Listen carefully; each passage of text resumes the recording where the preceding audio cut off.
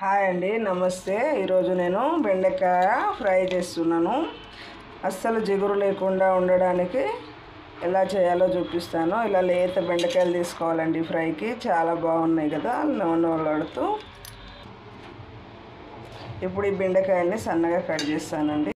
బెండకాయలు కడిగి శుభ్రం చేసి 2 సార్లు కడిగానండి. కడిగి ఒక కాటన్ క్లాత్ తోటి తుడుచుకొని సన్నగా కట్ చేసుకున్నాను. ఒక లావుపాటి కడాయి పెట్టి అందులో ఇవి వేస్తానండి. ఇప్పుడు ఇవి వేయించుకోవాలండి, జిగురంతా పోయేదాకా వేయించుకోవాలా.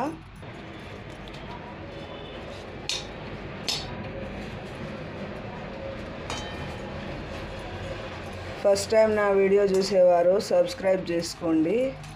నా వీడియో కనుక నచ్చినట్టయితే ఒక లైక్ చేయండి.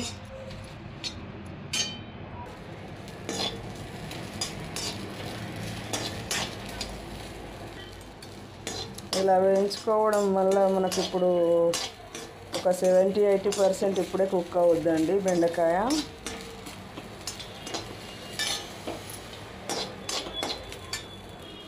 ఇది వేగిపోయిందండి, జిగురంతా ఎగిరిపోయింది. ఇప్పుడు ఇది ఒక ప్లేట్లోకి తీసుకుంటాను. ఇప్పుడు ఇదే కడాయిలో ఆయిల్ వేసుకుంటానండి, సరిపడినంత. సరిపోతుందండి.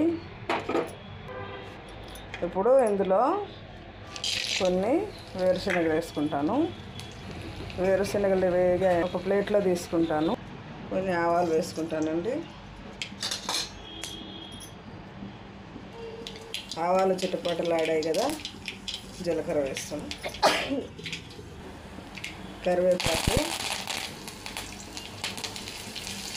పచ్చిమిరపకాయలు.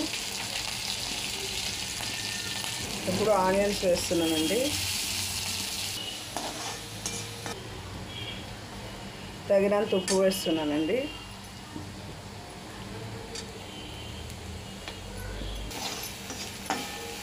కొంచెం ధనియా పౌడర్ వేస్తున్నాను.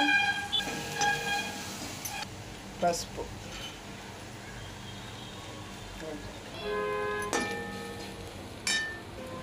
ఇప్పుడు ఇందులో వేయించి పెట్టుకున్న బెండకాయలు వేస్తున్నానండి. ఇవి వేగిపోయినాయండి. ఇప్పుడు వేయించిన పల్లీలు వేసుకొని ఒకసారి కలిపి